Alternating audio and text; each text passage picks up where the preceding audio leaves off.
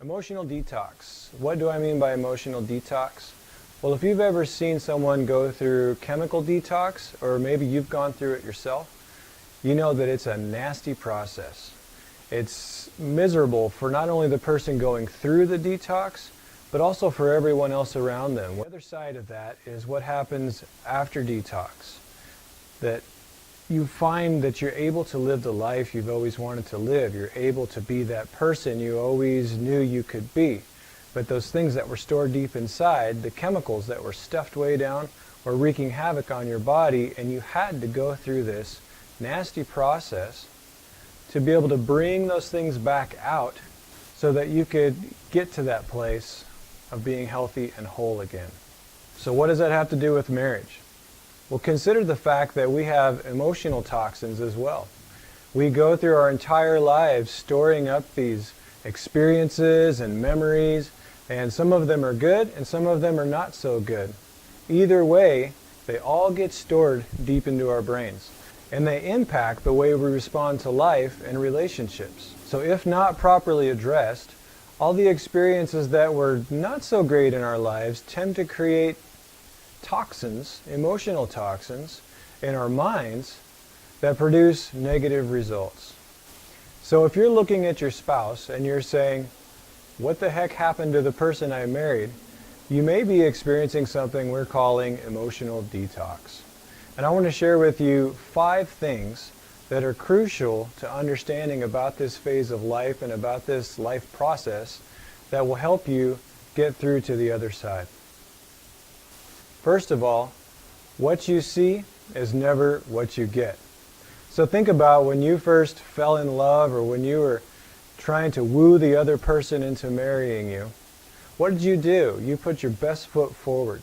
You offered your best self, and those parts of you that you didn't really like so much, you stuffed way down. For most of us, we do that because we're afraid we're not lovable, or at least those parts of us are not lovable. Therefore, we don't want to put that forward when we're trying to get somebody to love us. Many times, we convince ourselves that just having this other person in our lives makes those parts of us that we don't like just simply fade away. And all those memories that have not been dealt with are pretty much irrelevant now because I found someone that completes me or someone that makes me whole. Now, I don't say these things to cause mistrust in your spouse or in your fiance. These things are not necessarily a purposeful act of deception. It's just overly optimistic. And it's why it's really important to get good marriage counseling or premarital counseling, to have someone help you sort through some of this stuff and ask you the hard questions that need to be asked. Emotional toxins can really create blind spots in the way we perceive ourselves and our ability to handle relationships. So just remember, point number 1, what you see is never what you get. The second point I want to tell you about is that you will eventually get what you didn't see. And if you're watching this video right now and you've said to yourself, what happened to the person I married? Then you know exactly what I'm talking about. All those things that were stuffed way down eventually come back up. Why do they do that? Well, in marriage, we tend to bring out the best as well as the worst in each other. All the little differences that you overlooked for a period of time when you thought, I can just get past these things, I've found the one, it doesn't matter, those start to grate on you after a while. And those things that are different about each other, they tend to rub up against each other and create some friction. And this is not a bad thing. It's actually a very powerful and helpful thing if you view it within the context of emotional detox.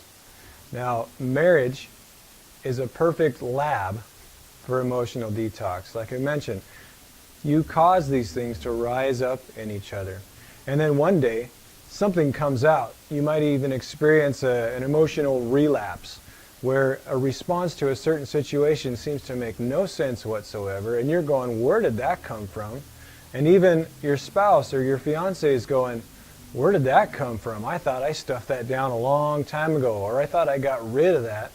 So there's some frustration, there's some shame, sometimes there's even disgust in one another when these toxins start to rise to the surface. Which brings me to point number 3. Detox is a normal and necessary part of every relationship, particularly marriages where there's long-term commitment. This is a time when you really need each other the most. Can you imagine if somebody was going through chemical detox and the doctors were working with this person, or the therapist, or whoever they went in to see for this, and they're going through the parts where they've prepped them for what's going to happen, they've administered the things, either the therapeutic interventions, the certain drugs they have to use, whatever they do in the detox process to help get that stuff out. Right when things got really nasty, what happens if the doctors and the therapists say, "Ooh, this is too much for me, I didn't sign up for this," and they walk out of the room? That's disastrous, and that person will not get the service that they signed up for.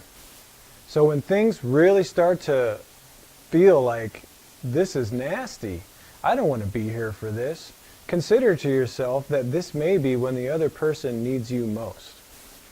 I like to think that there's a reason in most of our marriage vows that we end up saying, for better or for worse. Now, we typically assume that most of our marriage is going to be for better. In fact, some of us think that for worse is not likely to ever happen. Those of us who've been married for more than a year have started to see that that's not necessarily true. Things do happen, and you start to ask yourself, am I really going to hang in there? Is this really what I signed up for?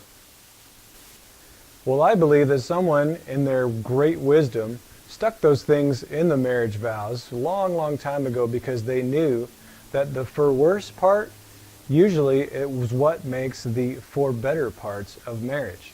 And I know that sounds backwards, and if you're in the situation right now, you're saying, that's absurd. I'm not going to fall for that.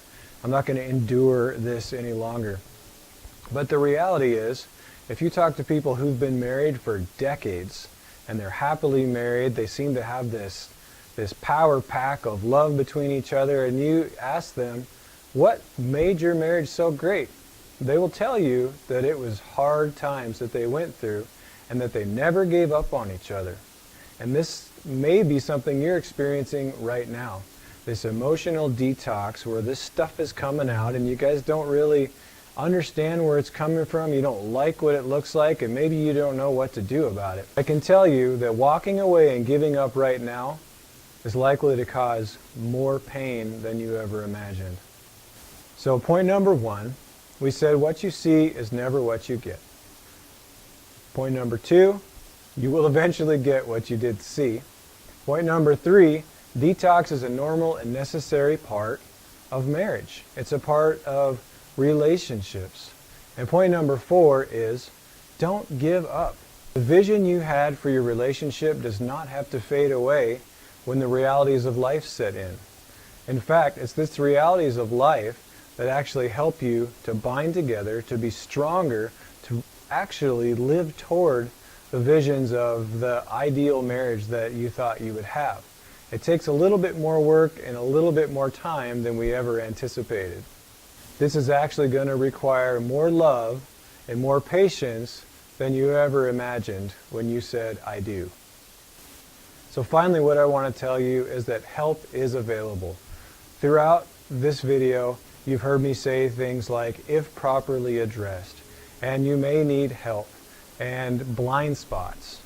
Well, these are things that creep up in every relationship.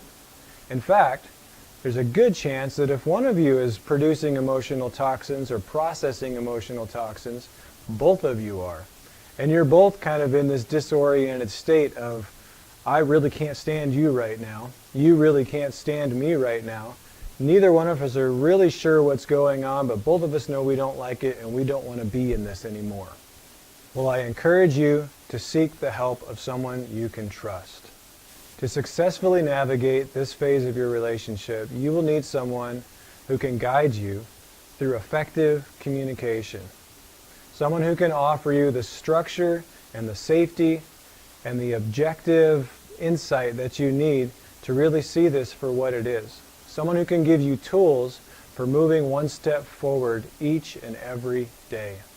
You will need the help of a therapist, a counselor, a pastor, or a life coach who specializes in conflict, and particularly couples conflict, to really help you get where you need to go in your relationship. If you found this video helpful, please pass this on to somebody who may be able to use this information. I promise you they will thank you. Now go make the best of the life you have and the relationships you've been given.